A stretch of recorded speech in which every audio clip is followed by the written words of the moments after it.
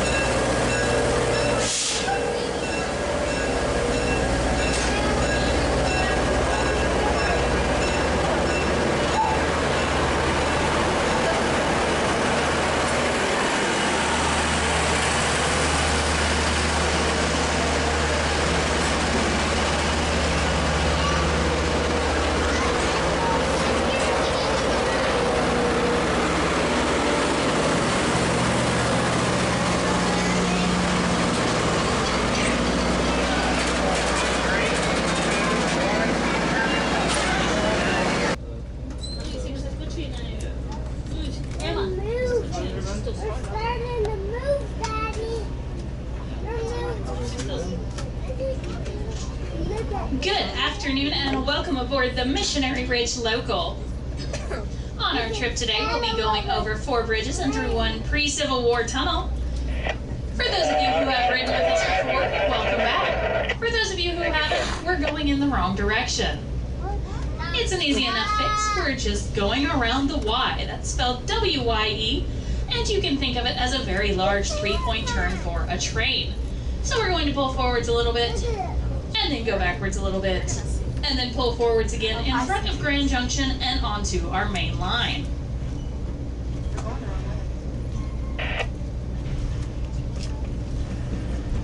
We are riding on one of the first rails into Chattanooga, known as the East Tennessee and Georgia, the ET&G.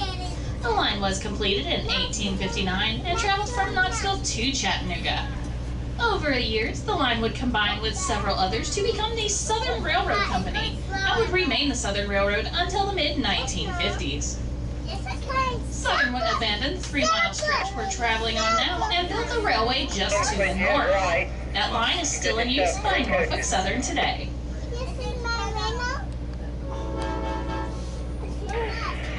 I need to get you some new paperwork so you guys, yeah.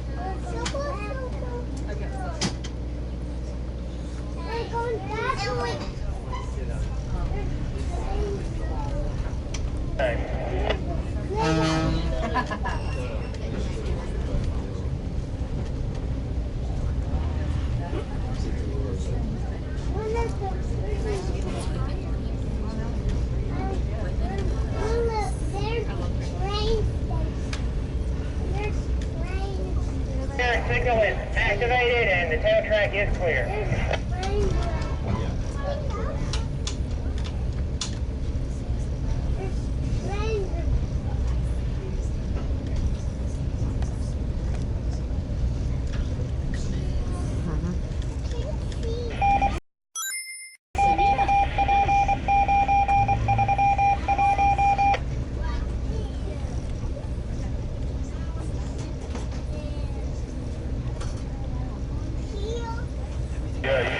south end of 4. I'm getting ready for.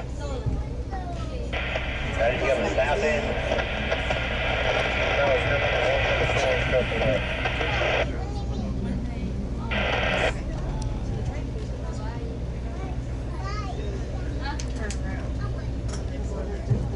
Can you go to the south end?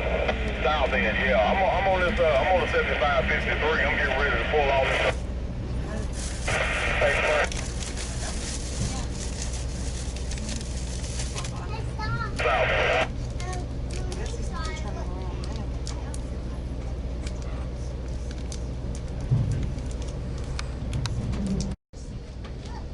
How far? 2 hours? Oh, 2.5 hours. No, on the.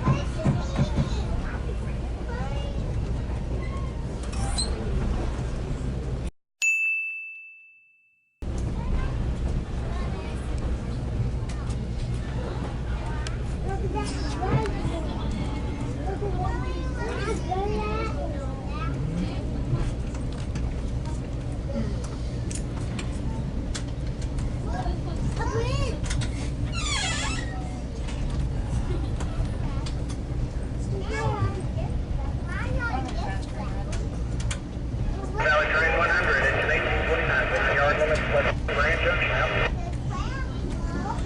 On the left side of the train, in direction of travel, you can see what looks to be a gravel road.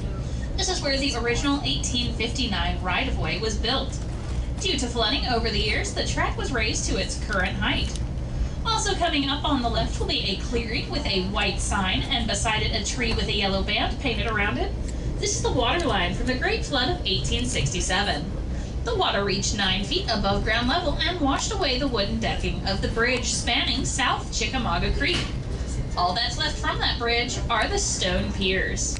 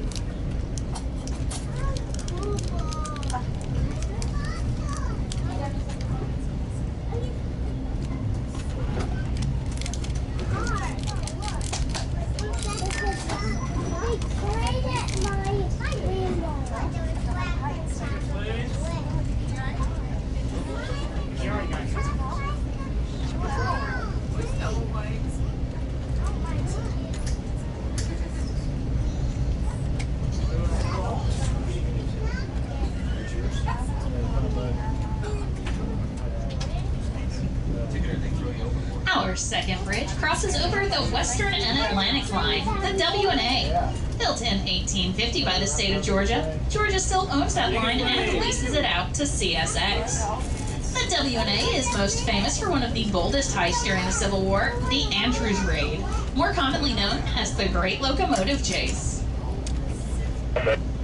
On April 12, 1862, civilian spy and Union sympathizer James Andrews and 20 civilian-clothed Union soldiers rode south on the W&A, intent on stealing a locomotive and disrupting the crucial Southern railway system as much as possible on the return journey to Chattanooga.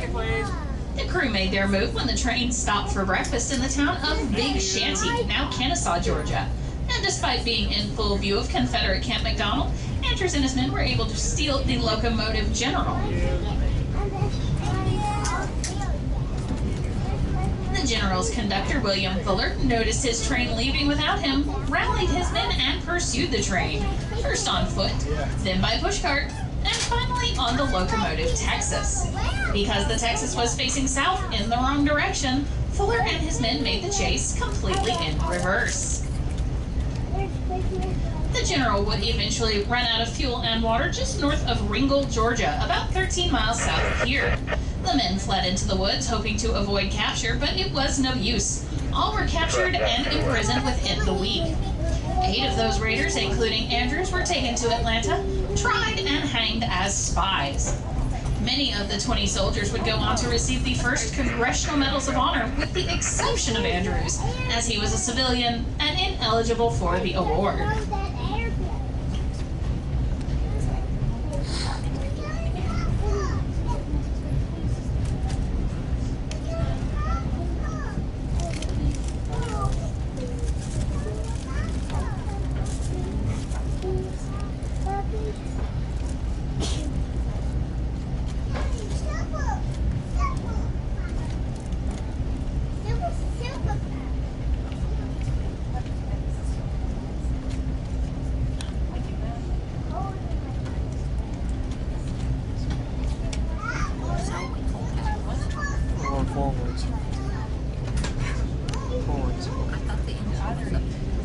The road under our third bridge is Tunnel Boulevard.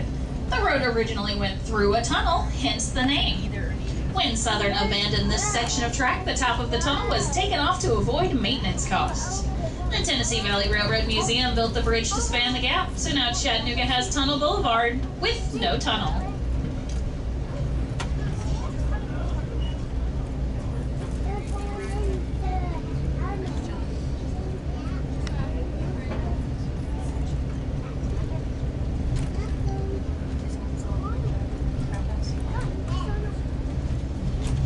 We're now climbing up Missionary Ridge, but instead of going over the ridge, we're going to go through it.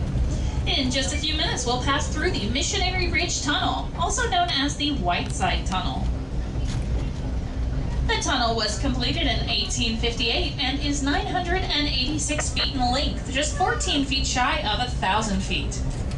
The tunnel was dug completely by hand using only picks, chisels, and shovels. Dynamite wouldn't be invented until 1867, and conditions were too damp for black powder to ignite. Even if black powder could have been used, the rock surrounding the tunnel was so eroded due to a natural spring in the area, engineers feared a complete collapse. In just a moment, the engineer will sound our engine's horn, and that will mean we are approaching the tunnel. I encourage anybody with a cell phone with a flashlight function on it to take that cell phone out, turn that flashlight on, and shine it out the windows of our cars. You'll be able to see the original rough-hewn stone walls of our tunnel as well.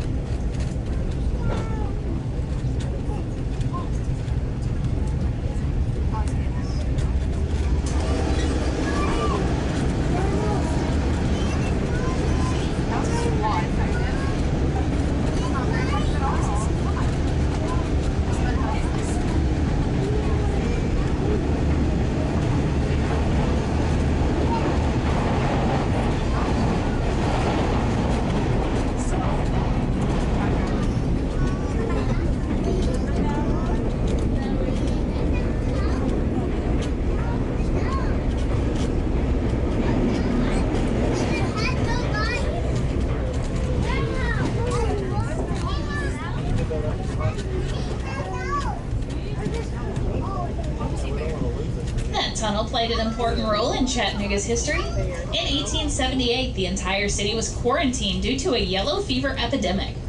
Missionary Ridge, which circles the city, made a convenient line of quarantine. Still needing supplies, though, the city brought them by rail along the line in the direction we're traveling. Just prior to reaching the tunnel, the train would stop, drop its freight cars of supplies on a side track, and then leave the area. Another engine from inside the city would then come out, fill into those freight cars of supplies, and move them the rest of the way into the city. Chattanooga survived the yellow fever outbreak by receiving supplies via this very rail line. Chattanooga westbound now. We also ask that you remain with the group and on the paved pathways, as well as behind the yellow line at the turntable and behind the ropes as we take a look at our back shop. Look at that. When the train comes to a complete stop at the depot, we will be exiting the train between the middle and last car. That is car 2 and 3. Once again, we will be exiting the train between cars 2 and 3, the middle and last car.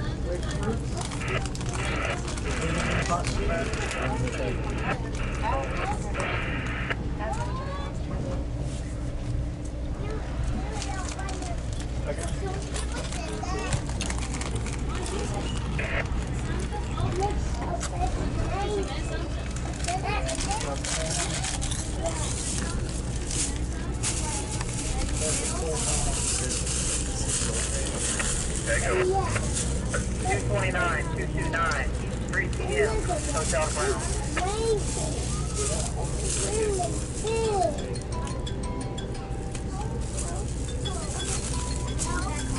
Now you got one code to the stop.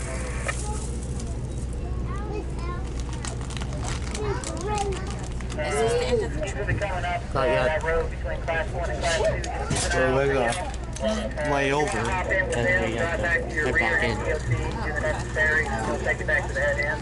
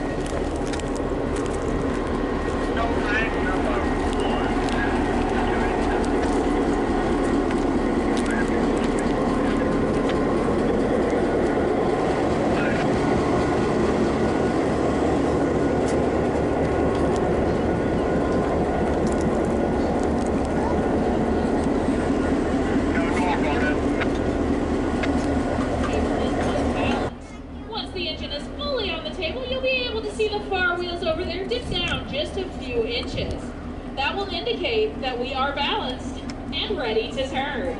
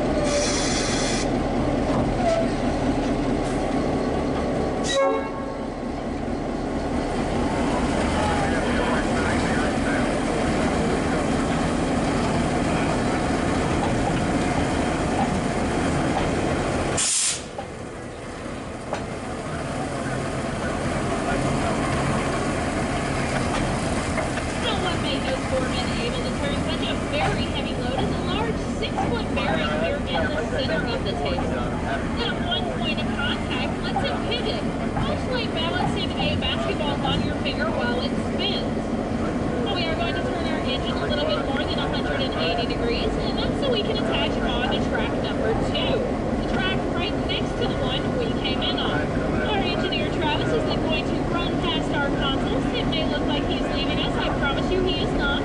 He's just going down to the switch. At the switch, he'll then reverse back onto track number 1 and recouple to the other end of the train. So what was the front of the train is now the back of the train, and what was the back is now the front. Without having to move the cars through all. Now the turntable is very large and very heavy, but it's a relatively simple piece of machinery. To make sure we get onto track number 2 without derailing, we're going to use a highly specialized piece of equipment. It's been modified over the past few thousand years, and we just like to call it eyesight.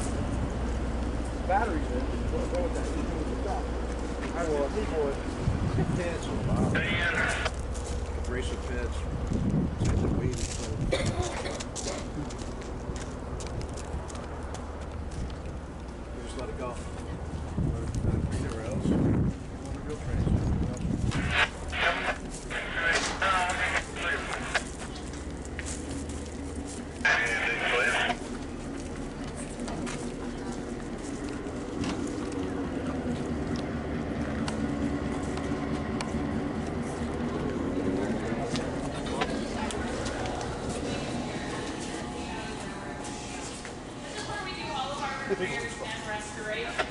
Here is the rundown for where we're standing in our short-term area. Anywhere from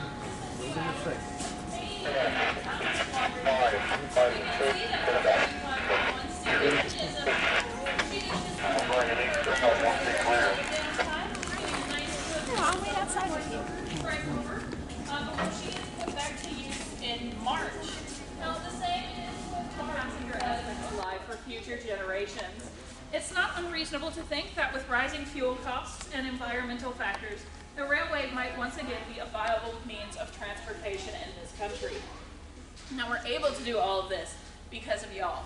We're a 501c3 educational nonprofit corporation. 7 days a week, 5 trips a day. They'll go through about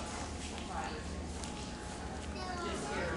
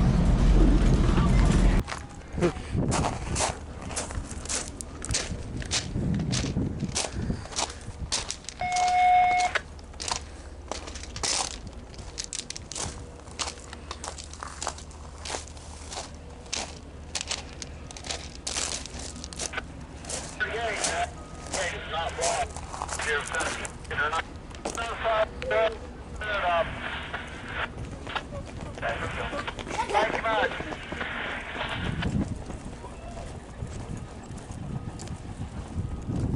What do you say? Alright, CSX crossing up right now, so as soon as he clears, I'll get you stacked in. You'll be stacked in towards the bell yard there.